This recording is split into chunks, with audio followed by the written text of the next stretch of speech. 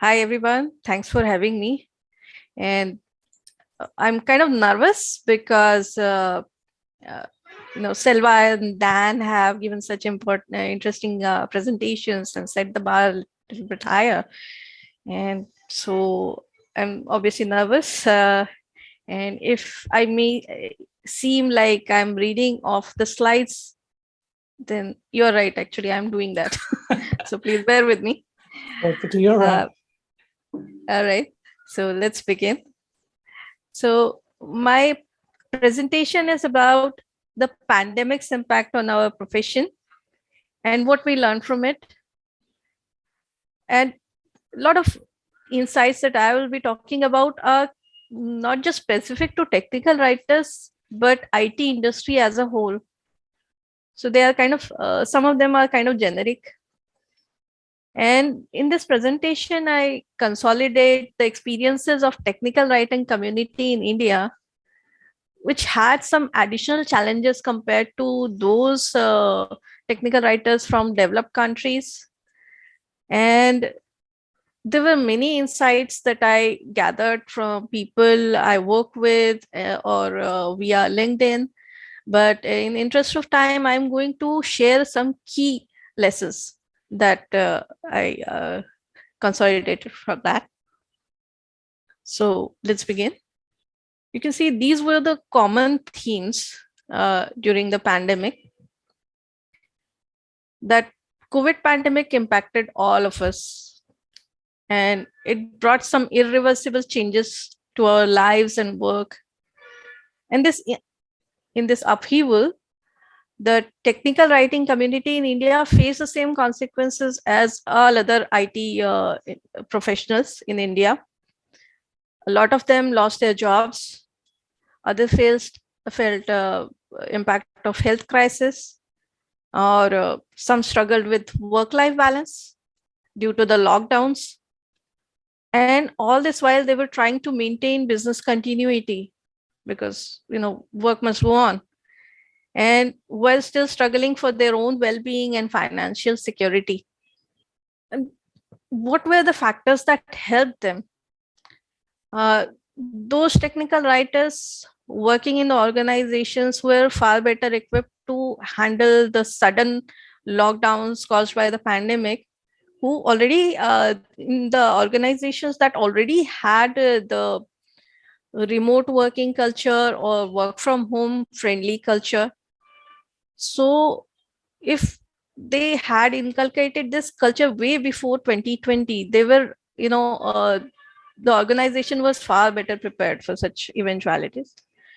And uh, all those organizations that had policies like laptops for all, and bring your own device, because generally in Indian IT industry, the trend so far has been that there are no laptops for junior members or freshers. And suddenly, the organizations realized that if we want work to get done, so everyone must have laptops so that they can stay at home and work from home. So only those organizations that foresaw these crises, or they already had this kind of setup in their ingrained in their culture, they were better prepared to weather the storm to respond to these crises. But not everybody was as lucky. See, many new joinees were stuck because they couldn't get laptops in time, because the machines were either not available at all, or the prices were skyrocketing after March 2020. So a lot of organizations faced extra financial burden when they tried to onboard new people, or to provide work from home facility for their own existing workforce. And at the same time, many technical writers were being laid off, and along with the rest of the IT industry, the same impact was felt across the domains, IT domains. By September 2020, 29% was the unemployment rate in India. 29%. Think about it. So that roughly every third working age Indian was unemployed at that time. It's like, the Great Recession of America, if you can say that. It was that bad. And even those technical writers who had the kind of organizational support for work from home, even they felt its impact. They felt faced burnout. The While Australia is a developed country, India unfortunately is kind of getting there. So we still have this essential infrastructure like power supply, internet connectivity, still in kind of a developing stage, and it was already overburdened by the work from home demands. So because of it, a lot of people who wanted to continue work from home, they were not able to, or they had to leave their jobs because they had to return to their hometowns in rural areas, and they were not able to have that kind of power situation or internet connectivity, internet penetration in their areas. So that also contributed to job loss. On the top of that, there was of course the pandemic firing. The companies took this opportunity to fire uh, part of their workforce, large part of their workforce, and that didn't help at all. And through all these things, what were the key lessons learned by the technical writers? Uh, I'm going to talk about might come as a surprise, but at least in India, this was a common theme across uh, all in organizations that I talked to, even those who provided work from home facilities, etc. That technical writers felt that with work from home come additional workload and costs. Ouch. So technical writing has always been a work from home friendly profession. And before the pandemic, it was considered the solution to any work life balance issues. But then with the pandemic, the reality hit that work from home only changes the work location. It doesn't take away the stress and the other issues that come with your regular work. It doesn't take them away at all. And what's more, the infrastructure cost that was earlier borne by the employers of technical writers was now transferred to the technical writers. So that was additional cost. And in many cases, I hear that people were not getting reimbursed for these kind of costs. So that also became a major reason of people resigning from their organizations, because the costs being too high of working from home, probably they had to go and search for better employer policies, better employers with better work from home policies that would reimburse them the costs. And next is about deadlines and work scope. So when the workforce started dwindling for various reasons, for because of the pandemic, people had health crisis, and many people were fired. And with such dwindling workforce, technical publication departments also had to re-examine the documentation they were asked to produce. So technical writers in the process learned that many documents that they were producing were not really business critical, and it didn't matter if they did not publish them for say a quarter or two. They were not going to be making a huge impact because of that. And many deadlines were arbitrary. So this was also a lesson, and that has made a welcome change in the mindset of people, the technical writers, that they have to question the tasks that are coming their way, the documentation projects that they are coming their way. Always ask, what is the scope? Is it negotiable? What are the deadlines? If they are unrealistic, can we negotiate that? So this is a welcome mindset. And I hope that everybody implements this and brings a better balance to their lives outside of work. Otherwise, they keep working for extra hours and burn out. Another key lesson was that to maintain work from home or mobility of teams, you also need device and OS agnostic tools and platforms to continue working. So any cloud-based tools that could be easily accessed from a browser and on any device, even if Android tablet, is far better than a company issue laptop that requires installation of multiple licensed software, because that just increases the time that is required to set up a machine, and it eats into the time spent on actually producing work.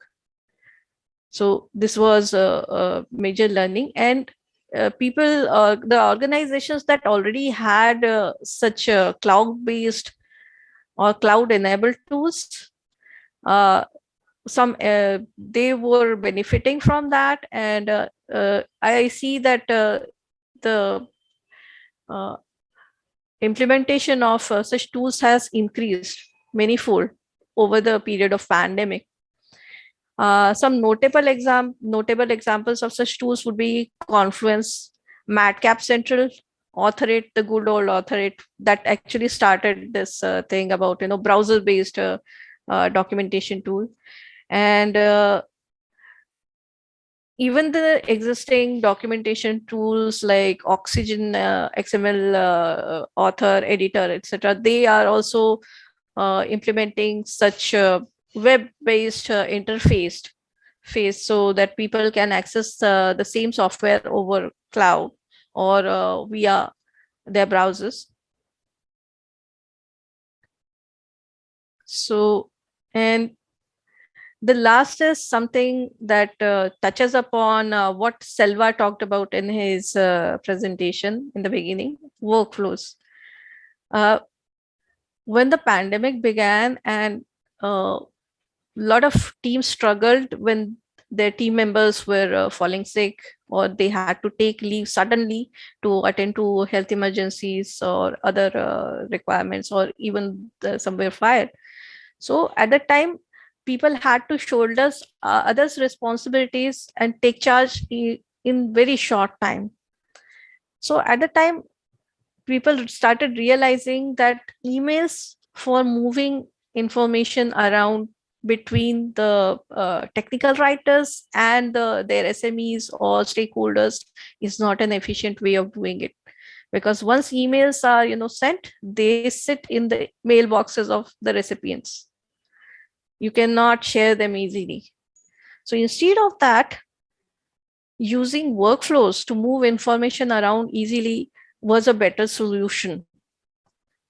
So role-based workflows, not just workflows, but role-based workflows like product X technical writer than an individual's name plugged into that workflow is a much better way, so that if that person, that technical writer, is not available, somebody else takes over, they take that role, and it's just a switch of a button with which the role transfer happens, and the new person gets access to whatever they were doing the earlier technical writer was doing. This kind of transition was made smoother by the workflows. And I think the best example, as we heard from Selva's presentation, is Confluence and Jira workflows. I personally use that, and we set together a workflow that works for technical publications, and we went through many iterations to perfect that, about 5 iterations in all. And these workflows ensure that all people, all stakeholders of that workflow are able to monitor the status of documents via their own dashboards, which are facilitated easily by Jira. And the management can always watch over the progress and help out when the need be, to remove any issues or take decisions if there are things not moving along. So that has been a great help during the pandemic. And I see this kind of workflow adoption from, say, Confluence, Jira, a combination of it, or Notion, and other workflow providing platforms. Even Microsoft is coming up with workflows. So this is a step in good direction, and that will help us in reducing the to and fro that we have in the documentation development life cycle, and reduce the time spent between each step, as mentioned in Selva's presentation. And there's one more thing, that even workflows do not capture all the information that is required for moving the information along a flow. So in that case, all that information, like certain what kind of documentation updates are being made, what is their status of review, additional information that is important for anybody who is transitioning into a particular role. So that kind of metadata should also be plugged into that workflow and kept for easy access. So this is something we have been doing. For example, a simple mechanism of using Jira comments. So whether the particular epic or feature has been documented, or where exactly it has been documented in a particular documentation of a guide or a overview document, whatever. So this kind of metadata helps tracking the updates, as well as helps people who are transitioning into a role to quickly understand where they stand and where they have to pick up from. So this is another lesson. So after we have talked about the lessons learned by technical writers, I'm also going to talk about the lessons from the insights from the technical writing managers. I think not just technical writers, but the people managing them also had a very stressful job. And while technical writers were battling increasing workload, the technical writing managers had their own challenges. After redundancies, they had to deal with mega hiring drives within a span of 1 year. So right now, most of them are drowned in piles of resumes, and they have to look up the right hiring talent and hire them as soon as possible, because demand is rising. So not to forget the load balancing and ensuring that the team members don't face burnout and don't leave the teams. And first key lesson from the technical writing managers was to plan for such events in future. So this involved activities like cross-functional skill development, rotation of team members between projects, implementing uniform processes across products and documentation projects, so that it's easier for people to transition between the projects. So, and also automation, as Selva also mentioned, the kind of automation that we can do for the processes of editing, reviews, publishing, they help cut down the time that the technical writers have to spend on tasks that can be instead spent on better documentation and better attention to details. So all these activities ensure there's a shorter knowledge transfer time required, and therefore they speed up the transition of team members from one project to another much faster. And another key lesson would be to about the hiring and firing that happened, rather firing and hiring that happened during the pandemic. So many technical writers who had to make their team members redundant ruled that if they were able to retain the existing talent, it would have been much better, because the cost of replacing existing talent is much higher and existing experience, replacing that and training the new people, it takes a lot of time. And one of the bottlenecks to it was application tracking systems. I think the all the ATS has been taking a lot of flack on that, that they are filtering out way too many good candidates, good enough candidates that could be valuable additions to technical writing teams. Uh, and there has been a lot written about the kind of inefficiency and bias that are built into ATS systems right now. So after all, they are just systems, and people made them, and they have still have bugs. So don't just rely entirely on ATS. Instead, go and check the ATS reject pile, as I say, that look how many things they filtered out, and maybe that will have some of the candidates that you can still hire. And next would be about improving the onboarding experience for new joinees.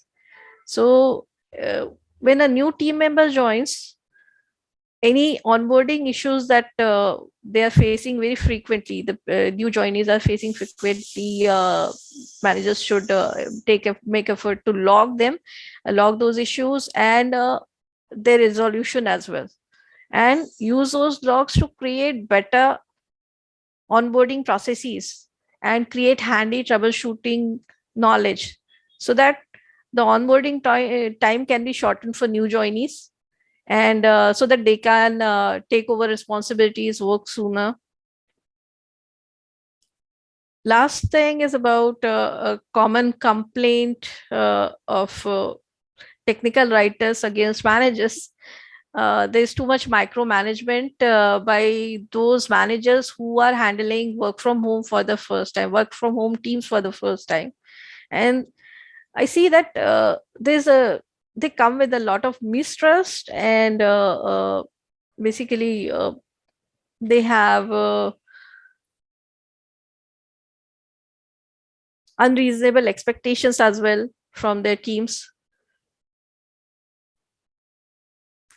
So instead of micromanagement, it's better to set clear daily or weekly goals for work from home team members, and then letting them work towards those goals rather than mistrusting and micromanaging, because that basically it will create a kind of bad experience for the team members, and they are likely to leave, and then the manager has to deal with the hiring process all over again, which is very costly right now. So I guess it's better not to micromanage. And lastly, the way forward. First is across the world, 45 million workers. It's a pretty big number. And that would result in 8.5 trillion unrealized annual revenue loss. So to fill up that gap, what we can do is to widen the talent pool in some way. So it's a great opportunity for the managers and the technical publications teams to have more inclusive hiring practices, hire more women returning to work, differently able candidates, non-binary candidates, and be more inclusive and flexible rather than going after the same narrow, ever narrow, and shrinking talent pool that ATS approves, and then those people don't join your organizations in the last minute. And the next would be to automate all those tasks that are redundant and reduce the clutter of unnecessary tasks, documents that are not necessary, to avoid time wastage. And use that freed up time to allow team members to innovate and learn to automate for themselves, formulate and implement best practices, thus improving the overall documentation output. So this is something that is that can be done. This is actionable for the future. So I guess that's all I had to share. I hope I didn't bore you too much. That was pretty good, Mugdha. Thanks for sharing that. And like, I think I've seen a few comments which says it's really eye-opening with the kinds of, I think, data and statistics that you put into your presentation. Does anyone have any other questions for Mugdha? They can hear. We've got a question from Rose. Can you give us some examples of what tasks can be automated? The publishing tasks are, that's way easier to, the most easier things to automate. The other kind of example would be the time reporting that people do. This is not a business critical thing for technical writers. So we came up with some kind of, it's scripts that could pull up data from our CMS system. How many logins were done by a particular writer, same done for Confluence. So these information collated, you could easily get what documents a particular person worked on, how much time they spent. So they are very easy to generate reports, and rather than making somebody fill up a timesheet, how many hours they spent on something manually, it saves time.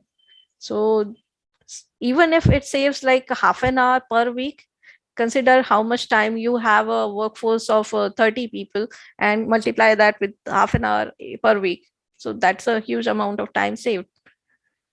Similarly, there is a possibility, I'm looking at that myself. Is it possible to use AI to automate the editing process? Mm-hmm. Not editing, reviewing process. So for example, there are some language models available already, GPT-3 variants that are freely available. Can they be put to use to do the kind of review? So basically it's just a matter of uh, mapping them to the SME provided input. Mm-hmm. Can we put such a process in place and reduce the amount of time that people spend on reviews? So we can only give to the SME that we have implemented all your input, but this is the only thing that you have to look at. So that's just as you just said. So imagine that reduces the time that they have to spend on review. That obviously will get a very easy buy-in. This is still something that I'm working on. I wouldn't say that it is. I hope by next year I will have something, a prototype in place, and I could share it here. But for now, it is in the works. Cool. Thank you. Yeah, those are some really good examples. Yeah, I think one of the things you mentioned really well was tech writing has been a kind of profession where, it has been very remote friendly right from day one. It's just, we just need people to do that. Really, we just need managers to be able to support that notion that tech writers can be working remotely. But in your experience, like in the future now, would you now, if you're a manager or if you're a tech writer, would you be in that frame of mind or be in that position to ask for more work from home? Like even if your manager wants you to come back, or you're a manager who wants tech writers to come back, would you be in a strong position now to say, I think it has worked for us for the last year and a half, and I don't see any different. Would that be your experience too? Yes, first of all, I would like to say my organization has mostly supported this whole thing. And there are very, very few IT jobs that actually require people coming to offices, except poor IT support people who have to actually work with hardware, and they have to. Yeah. And some of them just replaced my work laptop about 2 days back, which had crashed, and they immediately got it, up and running. So that was the power of cloud, by the way. Yep. So considering all that, I would say that eventually a kind of hybrid model will come into place, because people themselves want to escape to work once in a while, because home life gets too much at times. Yeah. At least I see, unfortunately, most of this was my male correspondents who mentioned that no office, but basically they said it would be nice to go to office once in a while to get away from all the cacophony at home. And even women said that it's okay to go out of step out of your house and visit the office and some outdoor place at least Yeah. once in a while. But considering the work from home model, the organizations themselves have understood that they have the benefit of cost transfer. Yeah. So given that and the flexibility, as I said, it also comes with additional workload. So the people are working more. It is across the organization, my own organization, we have seen 15% increase in productivity. Even those employees who were earlier considered like, had PIP on them, Yeah. but even they started working so diligently, and all that organization is willing to say, okay, please continue working from home as long as you want and come only when you please. Yeah. Okay. So a hybrid model is the way to go, and probably that also will become like people go to not to offices but shared workplaces, like what you call it, we work kind of culture. So that would come into pictures soon at the end of 2022, I believe. That's where we are heading.